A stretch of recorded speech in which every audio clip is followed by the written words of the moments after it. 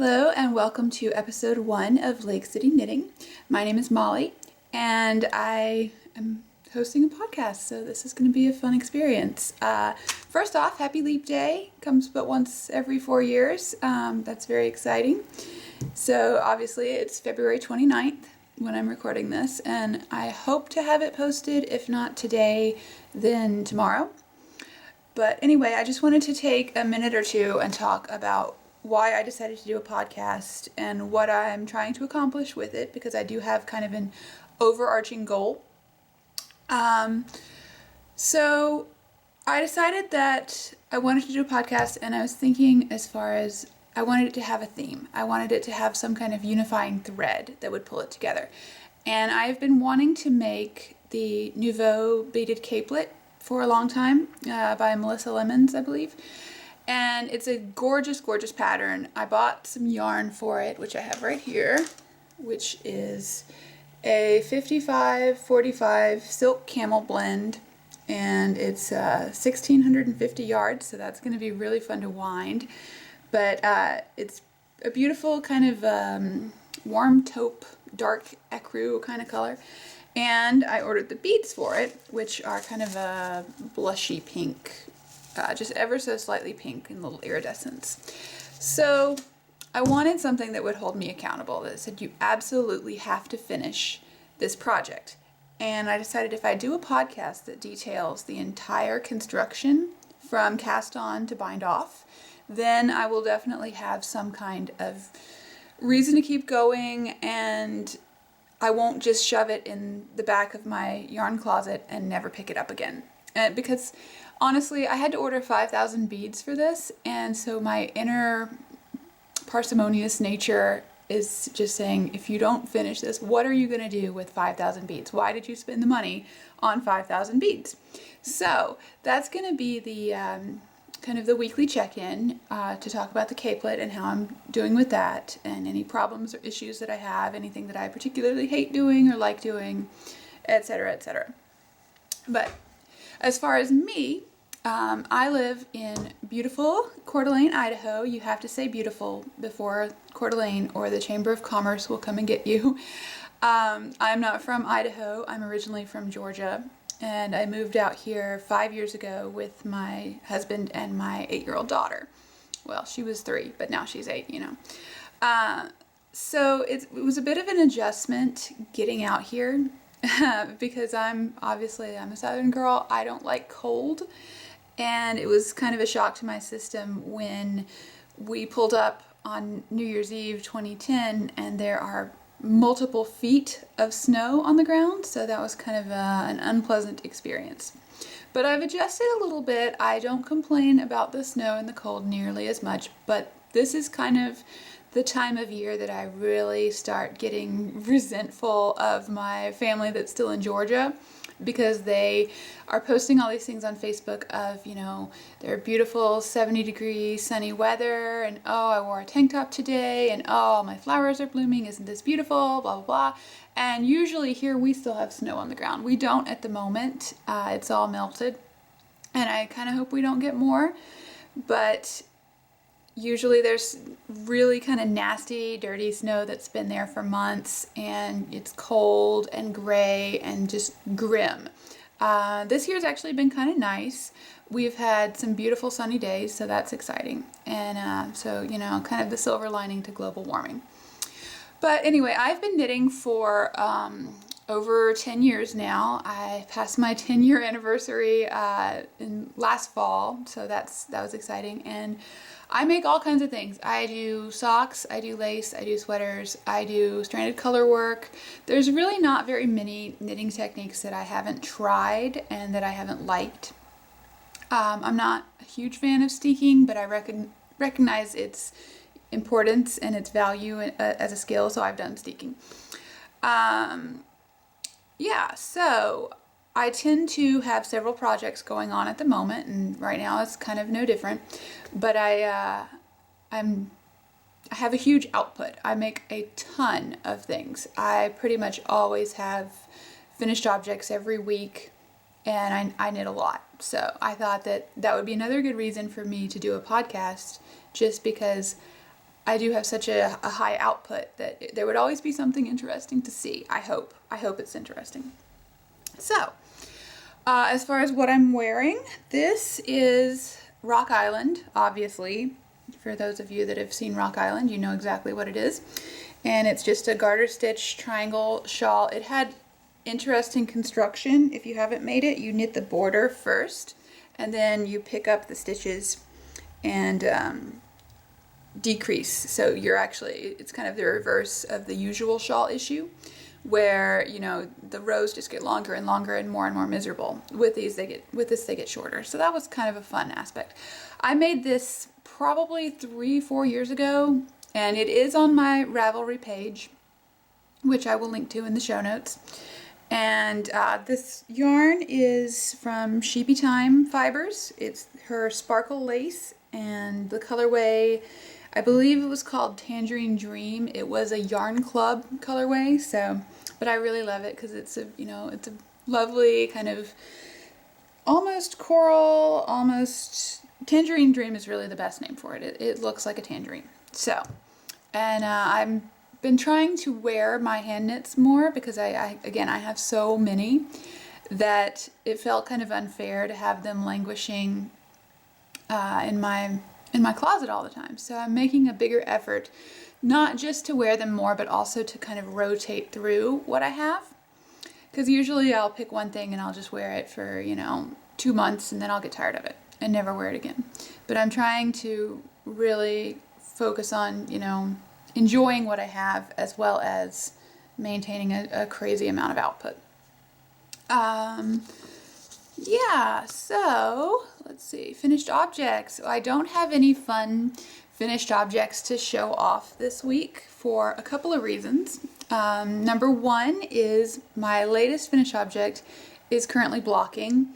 I was hoping that it would be dry in time for me to wear it for this, but I finished it yesterday and I got lazy and decided not to block it last night. I blocked it this morning and it's still damp. But it is the Glynis shawl, and I can't remember the designer's name, but I will put that in the show notes. And the yarn that I used is Lakes Yarn and Fiber, which you'll learn is the yarn that I use for the vast majority of my projects, because the dyer lives right down the street from me and is my friend, so it's easy for me to kind of shop her shop. But and then my previous finished object before that was an enormous cabled pullover, which I thought about wearing today, but decided against for a variety of reasons, and maybe I'll wear it next week. But it's a Thea Coleman pattern, and I'll talk about it if I end up wearing it. So, works in progress. I do have a couple of those to talk about.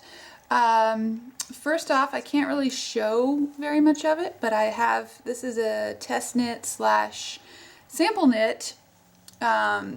Once again, the yarn is Lakes Yarn and Fiber, and this is her Targhee worsted. It's 80% Targhee and 20% silk, I believe. And it's a really lovely kind of bouncy worsted weight yarn that's really fun to knit with. And it's especially fun for me to knit with because I actually don't do a whole lot with worsted yarn. I tend to knit pretty much just with fingering. I make a lot of socks, and I make a lot of lace, and I make a lot of stranded color work. So all those things adds up to going through fingering weight wool pretty fast. But anyway, so this is a sample / test knit for MK Nance, who is Kathy Nancy Girl on Ravelry and on Instagram and on Twitter and wherever else she may be. I think she's like me and she just sticks to the one username.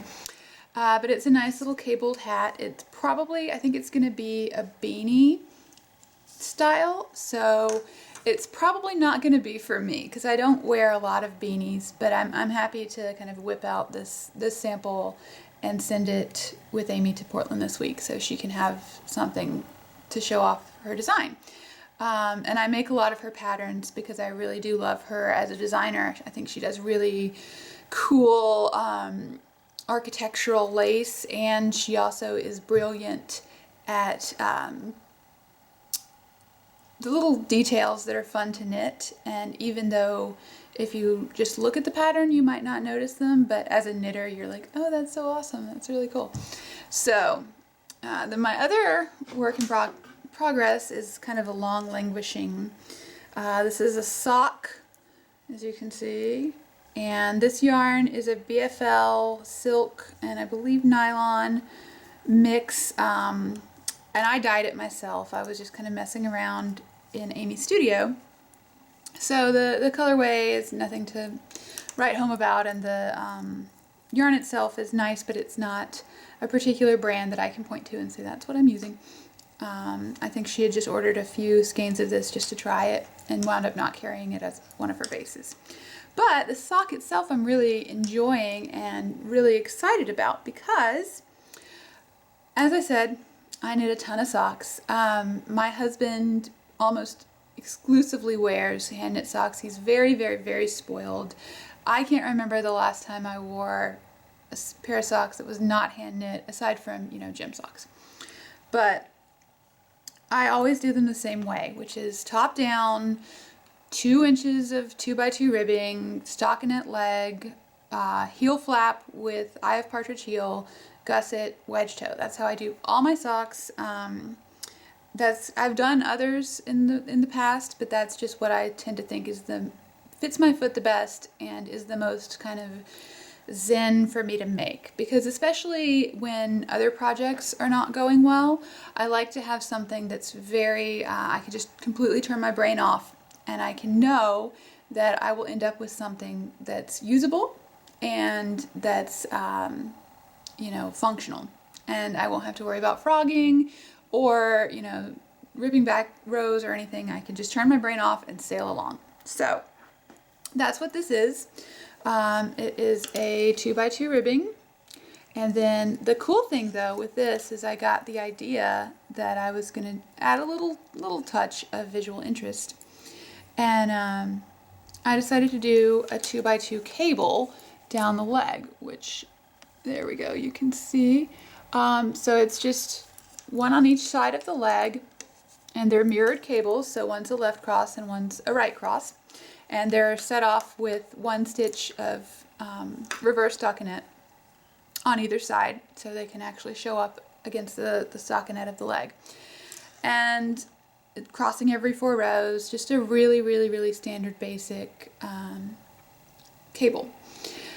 So I was really enjoying this actually, and I think this might be something that I adopt for the vast majority of my socks now, because it provided just enough of a touch of interest and a touch of kind of keeping me engaged with the sock as I was going, and I just love the way it looks. It looks really kind of elegant. It has that touch of just like a knitterly detail. So I'm really enjoying this. This is the second sock. So the first sock is done, and I'm onto the heel flap for the second sock. So I hope to have them finished next week. I'll be able to show you. But fingers crossed. Best laid plans, right? So, sorry, I had to pause and get something to drink. I'm a bad podcaster and I don't drink a lot of tea, so I didn't have a cup of tea handy. So on to, I think, what's going to be my next little segment called Plots and Plans. And this is things that have kind of caught my eye and I'm thinking about. I haven't started them yet. I might never start them. They're just kind of nebulous, floating out there ideas. And obviously at this point, we'll be honest and say the capelet is still one of these things, because there's a distinct possibility that I will try and wind 1,650 yards of lace weight yarn and throw my hands up in disgust and run away from home and never mention it again. So technically that is a plot and plan. It's not yet a work in progress or any kind of real thing. Other plots and plans, I've really been eyeing the new Thea Coleman pattern that just came out the other day. It's called Milk Stout, and it's a beautiful cabled cardigan. I say that like Thea Coleman makes things that are not beautiful cables, but it's a beautiful cabled cardigan. I don't have any hand knit cardigans aside from, open waterfall things. I don't have anything that needs buttons at the moment, except for one of my oldest sweaters that's kind of my rattling around the house sweater. So it'd be nice to mix it up and do something that I have a hole in my wardrobe I could fill. And the issue is, of course, it's a worsted weight sweater, and because I don't knit a lot of worsted weight, I don't have a lot of worsted weight, so I don't think I have any worsted weight sweater quantities on hand, at least not in the amount that she's calling for. I know I have about 1,200 yards of Malabrigo, but I don't think, for a variety of reasons, I don't think that would be the right choice. So that's still, that's a plot and plan, and that's something that if it comes to fruition, it'll be months and months from now, but it's definitely something that I'm kind of eyeing. And other plots and plans, after I finish these socks, I have to always have something on these needles, which I'll talk about later. I will be making a pair of stranded colorwork mittens. I know it's kind of the wrong season to make mittens, but it's never really the wrong season to make mittens, so I'll be whipping out a pair of those. And yeah, so I think that's it for plots and plans. I've seen some beautiful patterns on Ravelry and Instagram that have come out recently, so I'm hoping that, next week I'll be a little more prepared and have a nice little list of things to talk about. Like, oh, if I had all the time in the world, what wouldn't I do, right? So the main thrust of the podcast this week, I think, is going to be talking about knitting needles and people's opinions on what makes a good knitting needle, what makes a less good, shall we say, knitting needle. The vast majority, most of the time, I knit with ChiaoGoo red lace. I love the pointy tip, as you can see. You can't get the tip too pointy for me. So I have several pairs of these, and I pretty much always have something on them. Now, I don't have them in bigger sizes, and that's where the issue kind of forces my hand a bit, because above a size 6, the only needles that I have are the Takumi Clover Bamboo that I bought when I was first learning to knit. So I've had these for, over 10 years now, and I kind of hate them, but I also kind of can't justify throwing them out or replacing them when I don't do a ton of worsted weight knitting. So I love the ChiaoGoos because they're pointy and because they have a really smooth join, so it's really easy. They're very fast. I've used Addi Turbos a lot in the past, and like most people, my big complaint with Addi Turbos is that the tip is really blunt. The join is great, the nickel is great, the needle is great, but the tip kind of sucks. And I have not tried the Addi Lace because I had kind of moved on to other brands by the time Addi Lace came out. So I wanted to ask for feedback as far as an equivalent of the ChiaoGoos that would be in wood or bamboo, if anyone has any suggestions. I know ChiaoGoo makes a wooden needle, but I was just wondering if there were any other brands that might be comparable. I have some friends that don't use metal needles, but they look for the same things in needles that I do, and so they kind of were asking my opinion, and I said, I don't know, because I'm a pretty satisfied customer with my metal needles, so yeah. And also, what makes a good knitting needle? I know a lot of people don't like the super pointies. A lot of people don't like to work with anything that's a smaller size needle because it might get bent. I was just wondering if you guys had particular brands that you were really loyal to, or particular attributes that you enjoy, especially if you enjoy any kind of like exotic material. Let me know, because all I use is metal, and I would really love to kind of try out some milk protein or ebony or whatever. So let me know. So yeah, I think that's going to be it for this week because I don't have a whole lot to talk about. But I look forward to hearing from you. As far as feedback, I am on Ravelry and Instagram and Twitter as Molly Wally, and that's MOLLIEWOLLIE.